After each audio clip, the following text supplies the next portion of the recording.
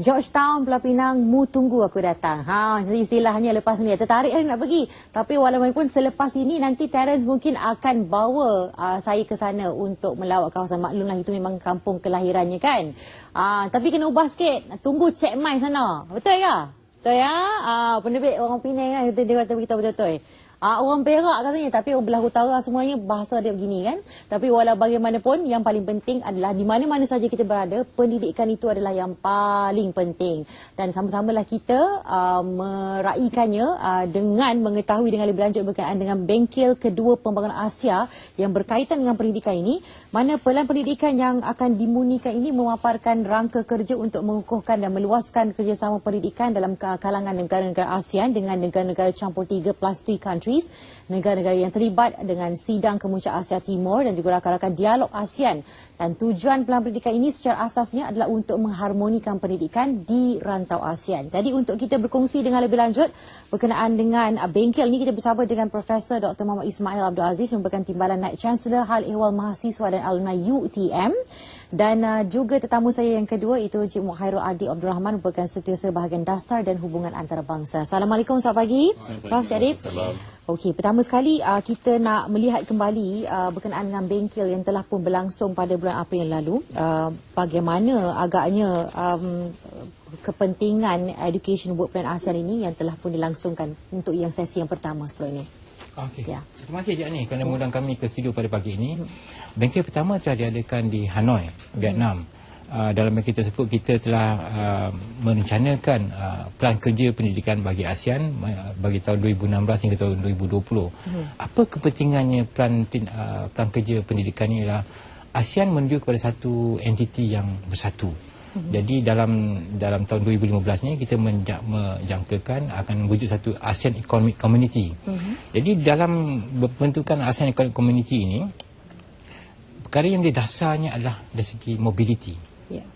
Mobility guna kerja dan juga mobility kemahiran. Kalau kita tengok yang mendasari labor dan juga skills ini adalah pendidikan. Jadi di kalangan negara ASEAN kita dah berpakat supaya kita perlu mengadakan satu titik tolak yang sama. Jadi pelan kerja pendidikan ASEAN ni adalah untuk menjadikan satu platform untuk kita bertolak daripada ke sana. Jadi kita akan ada satu sistem pendidikan yang harmoni. Bukan sama, tapi kita keserataan itu wujud di kalangan ASEAN, di mana pendidikan itu kita boleh iktiraf sama rata di kalangan ASEAN. Jadi itu pentingnya pelan kerja pendidikan ASEAN ini adalah untuk mendasarkan satu pendidikan yang asas bagi ASEAN, supaya dari situ nanti kita akan bertolak menjadi satu pendidikan ASEAN yang lebih harmoni. Okey, yang kita ingin tahu sekarang ialah berkenaan dengan peranan dan juga sumbangan Malaysia sejak mula perancangan ini dibuat. Okey. Malaysia sebenarnya menjadi pengurusi bersama dalam agenda-agenda pendidikan di ASEAN ini. Jadi seperti mana ramai yang maklum, pada tahun ini kita adalah juga merupakan pengurusi bagi ASEAN. Sementara kita menjadi pengurusi bagi ASEAN, di bidang pendidikan kita adalah co-chair. Dan pada tahun hadapan kita akan menjadi pengurusi pendidikan ASEAN, Menteri-Menteri Pendidikan ASEAN. Jadi rangka kerja yang kita bangunkan pada tahun ini akan dilaksanakan pada tahun hadapan.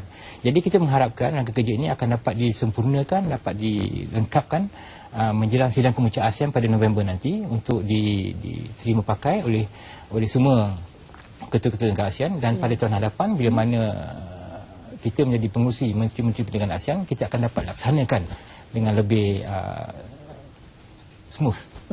Dengan lebih lancar, dengan lebih baik lagi pastinya. Okey, Prof, berkenaan dengan peranan UTM sendiri dengan kita UTM dalam menyediakan bukan rangka kerja, deklarasi pendidikan tinggi di peringkat ASEAN.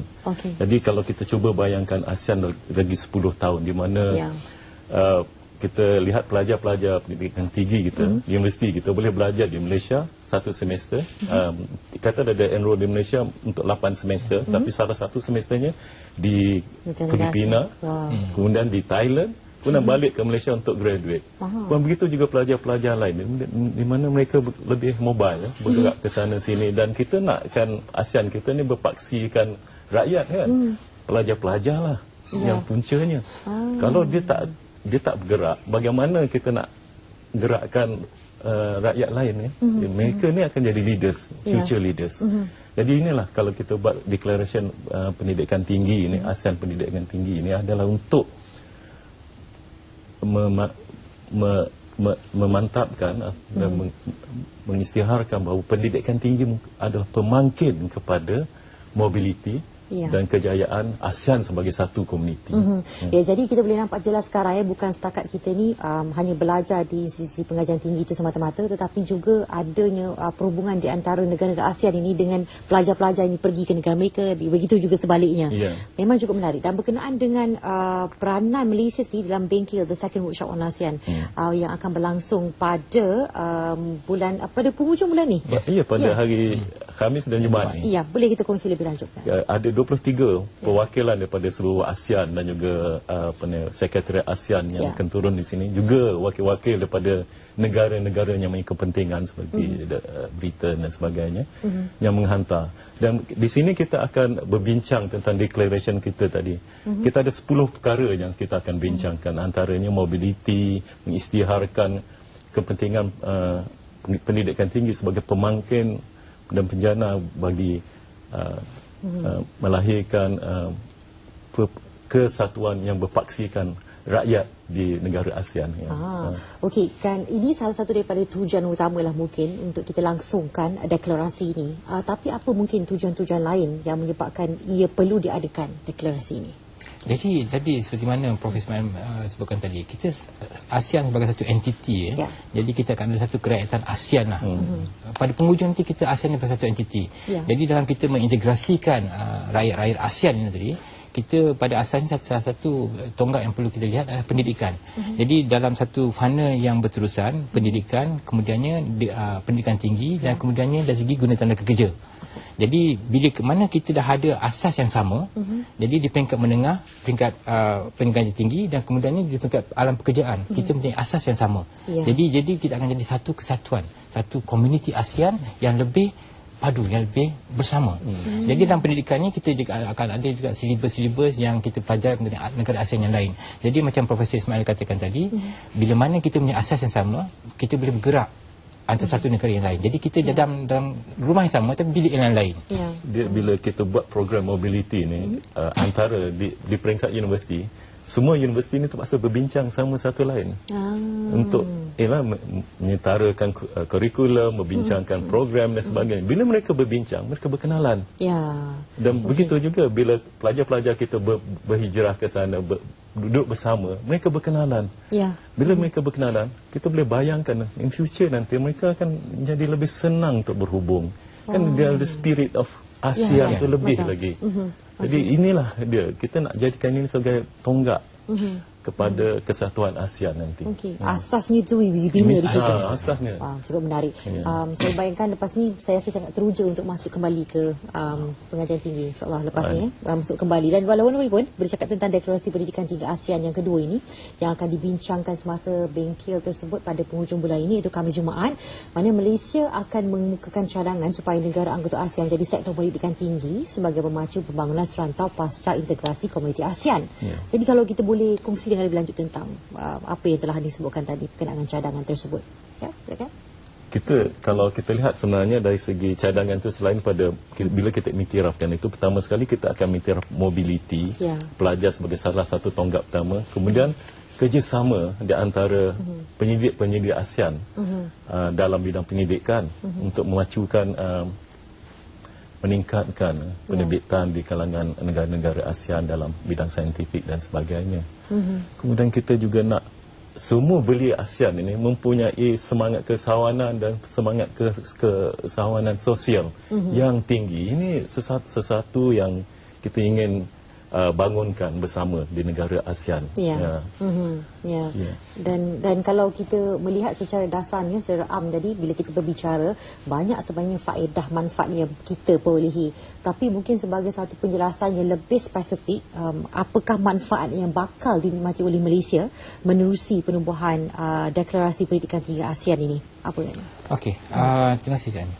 Kalau kita tengok, kita balik kepada tabik urus ASEAN ASEAN ni kita boleh bagikan pada 3 tonggak. Satu tonggak sosial budaya, satu tonggak ekonomi, satu lagi tonggak politik dan keselamatan.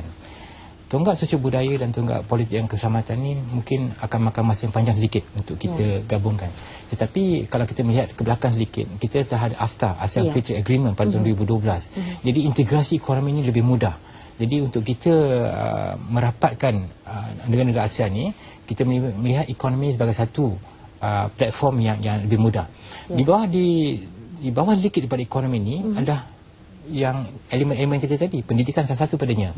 Jadi kalau kita ada pendidikan, kita ada guna tenaga, institusi-institusi di bawah ASEAN ni bergabung, jadi ini sebagai satu dorongan untuk ASEAN kemudiannya akan lebih bersatu. Jadi pemimpin kita dengan 10 negara ASEAN ni membayangkan ASEAN ini akan wujud sebagai satu entiti yang lebih mantap. Jadi ini salah satu inisiatif yang ada yang kita akan laksanakan melalui sistem pendidikan. Jadi pengharmonian, kesamarataan, quality assurance yang kita bina sekarang ini akan meningkat, menjadikan ASEAN ini lebih integrated. Dan kalau kita lihat sebenarnya Malaysia ni adalah salah satu negara yang host ramai pelajar antarabangsa dan antara yang tertinggi di ASEAN. Dan ini peluang kita sebenarnya untuk menarik pelajar-pelajar dari kalangan ASEAN datang ke sini. Kita telah lancarkan pelbagai program, terutamanya seperti program Pasca Ijazah di Malaysia yang begitu rancak sekarang ini, program TVET kita, Technical, Vocational dan Training. Jadi ini semua program-program yang boleh menarik pelajar-pelajar dari negara ASEAN datang ke Malaysia untuk belajar. Selain daripada itu, dia meningkatkan kepimpinan Malaysia di kalangan negara ASEAN dalam bidang pendidikan tinggi. Pastinya harapan tinggi diletakkan terutama sekali dalam penganjuran untuk bengkel yang kedua ini. Jadi dari pada Cik Adib sendiri, apa yang boleh kita perkatakan berkenaan dengan harapan yang bakal disandarkan melalui deklarasi ini? Bengkel ni sebenarnya ada dua komponen. Satu untuk memurnikan kembali pelan pendidikan ASEAN, yang keduanya untuk kita merumuskan deklarasi pendidikan tinggi ASEAN. Jadi sekiranya bengkel ini mencapai hasrat kedua-duanya sekali, kedua-duanya ini akan dibentangkan di peringkat menteri pada bulan Oktober nanti, sebelum kemudiannya diangkat di peringkat sidang komite ASEAN yang akan dipengerusikan oleh Malaysia pada bulan November nanti. Jadi inilah sebagai satu inisiatif Malaysia di bawah kepimpinan kita sebagai pengerusi ASEAN untuk memastikan kita bergerak ke hadapan lagi. Jadi harapan kita adalah supaya bengkel ini dapat mencapai objektifnya dengan memurnikan rangka kerja pendidikan serta juga deklarasi ini. Jadi pada bulan November nanti semasa sidang kemuncak, sekiranya diterima pakai dan diadopt oleh pemimpin ASEAN, dia akan menjadi satu dokumen rasmi. Di bawah deklarasi itu nanti ada komitmen negara untuk memastikan kita bergerak seiring mencapai matlamat yang sama. Jadi itulah kepimpinan yang kita sedang tolak pada masa ini. Pastinya tahun ini adalah tahun yang sibuk bagi kita sebagai tuan rumah untuk sidang kemuncak ASEAN. Tapi walaupun banyak perkara yang bakal dibincangkan menerusi pelbagai cabang atau aspek untuk sama-sama kita memacu kerjasama di antara negara ASEAN ini. Salah satunya adalah pendidikan, dan kita mengharapkan sama berjaya lah. Kita doakan sama berjaya untuk bengkel yang kedua yang bakal dilangsungkan pada hari Khamis juga Jumaat ini. Ucapkan banyak terima kasih pada Prof. Ismail dan juga Encik Adib bersama dengan kita pagi ini berkongsi berkenaan dengan bengkel kedua Bank Asia, atau lebih spesifik berkenaan dengan deklarasi pendidikan tinggi ASEAN. Untuk yang kedua bakal dilangsungkan pada 30 dan 31 hari bulan Julai ini. Baik, kita nak berehat seketika. Kita akan kembali lagi selepas ini.